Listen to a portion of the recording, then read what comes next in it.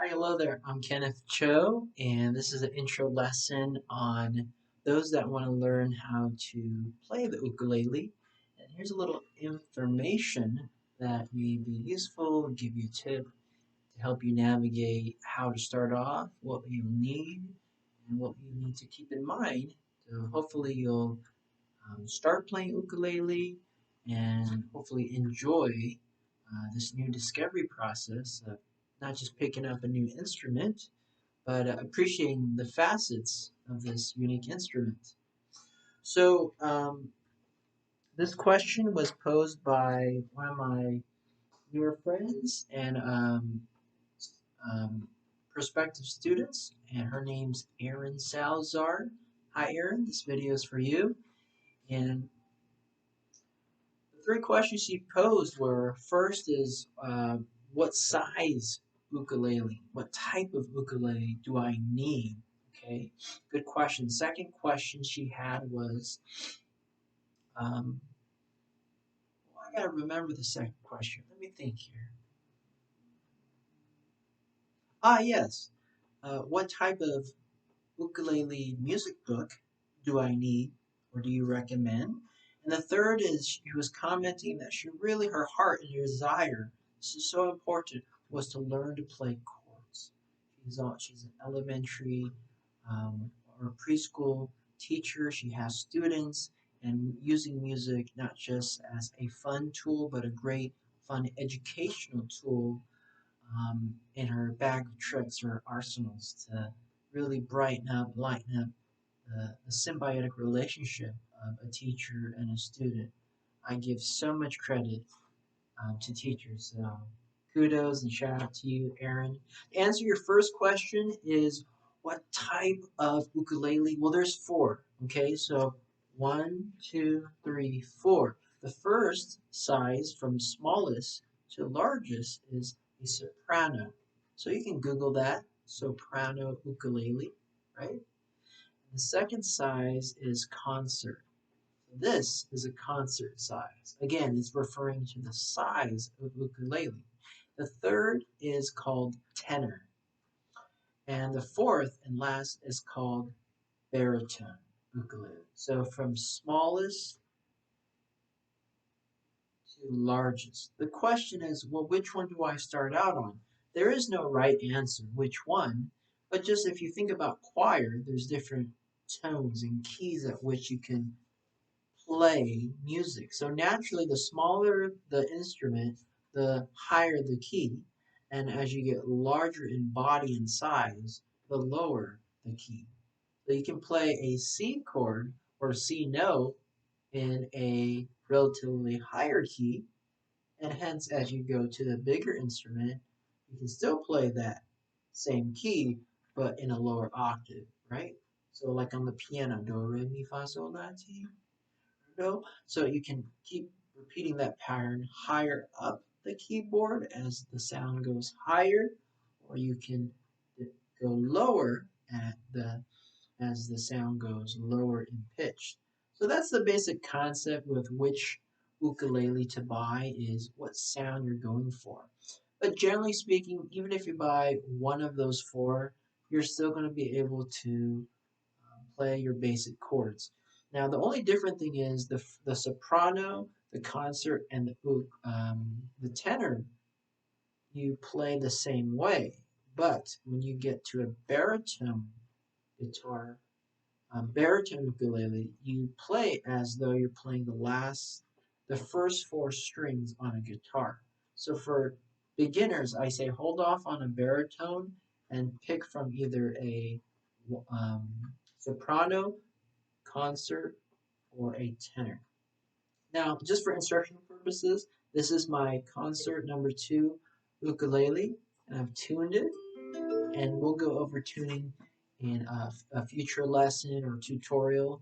But quite simply, I would recommend either a soprano, concert, or a tenor. And yeah, so the second question moving forward, Aaron, is a great question. What ukulele book do I or have others recommended? To be quite honest, I didn't start out learning from a ukulele book, I did have a guitar background to begin with. So there's two ways you can learn music. And pretty much you can learn the classical way, learning sheet music, learning music theory, learning the beautiful foundations of music. Don't get me wrong, the more you know, it's powerful. It's like wisdom. You can leverage it, you can communicate, you can communicate with other people and read sheet music. It's a language. Music is a language. But if your goal practically is to learn to play for your students, for yourself, for your family, with others, you don't necessarily have to have a PhD in music theory to play the ukulele. So the second route is learning tablature and learning chords. So that's what I'm going to teach you quite simply is you don't necessarily have to buy a ukulele book, even though I would recommend it to have all your music in one place. It's nice to have a hard copy, but there's also digital resources out there. There's YouTube, there's also sheet music, and so the key thing is learning chords. Once you can Google chords and say, hey, some basic ukulele chords. And then once you learn how to tune your ukulele, and then from there on, learn how to play, let's say, a simple C chord. Here's a C chord, a, a G chord, an F chord. There we go. So you can build upon your knowledge of chords relative to a project, an idea, a song that you're wanting to learn. Let me demonstrate. So my ukulele is in tune, and I want to play Somewhere Over the Rainbow by the Hawaiian ukulele legend, late legend. So in that song is in the key of C. And then there's three chords to that song. There's C, there's G, and there's F. So once I know those three, it's like I already know the song, right? I hum it, I sing along with it. So the ukulele is supporting, accenting where I'm already wanting to go with it. So I always recommend, if you don't know the song, practice the song. Some of the challenges in learning an instrument is rhythm, not just the key, but having rhythm. So you're like, well, I'm learning more than one chord, and the difficulty is transitioning from one chord to another chord. Well, it's a matter of slowing it down and learning it finger by finger. And then once you learn those three chords per se for this song, you can put it together, right? It's just like riding a bike. So let me just play.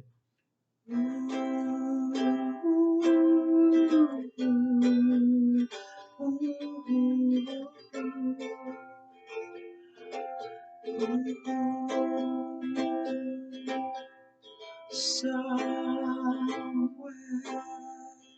over the rainbow, bluebirds fly. So I'm just getting in the flow. So those are just three chords, and just with three chords, it sounds like a commercial, right? You can play hundreds upon thousands of songs, right? Because especially in Western music, there's these common chord progressions, right? Music is basically is math and patterns. And when we can incorporate rhythm and pitches and loud sounds and soft sounds and dynamic, especially with acoustic instruments, meaning they're not plugged into any external electric amp. um, it's a beautiful thing what we can produce in space and sound, and how the sound hits the air and it hits our ears, right? So once you learn some basic chords, then you're able to refer to a song, learn that song, learn what the chords of that song are, and then again, whether you're playing a ukulele or a piano or a guitar or the vocal singer, it has to be in the right key and in the right rhythm and pace. So a lot of times if you Google let's say Somewhere the Over Rainbow ukulele chords, then very useful results will come out that you can easily see, you can practice, and also print out so you can actually put together resources and even staple them, put them in a 3-ring binder, your music binder. I recommend is you can go back to that hard copy and practice. So that hopefully is a longer answer, but kind of context of learning chords. And as you learn chords, you can then move on to learning scales. So chords are based on a scale. And in scale means there's individual notes that go up and down within the key of within a key. So the C chord has a root note, right? The starting note, that's what the root note means, the starting note of a C. See that relationship? A C chord has a root note of a C, which is based off a C scale. So there's that mathematical relationship, a pivoting point there. So music really is a circle. So whatever you start with, you come back around with. I'll demonstrate here. Somewhere to the G to the F and back to the C. Did you hear that? It's called turnaround. It came all the way back. So there's a sense of tension and release and completion. So again, with children's songs and nursery rhymes, instructional aids, I've played it for preschool and I taught before. It's just a tool. You get it out, and maybe it's a 5-minute morning song, maybe just a minute or 30 seconds. It's like, if you're happy and you know it, clap your hands. If you're happy and you know it, clap your hands. Right?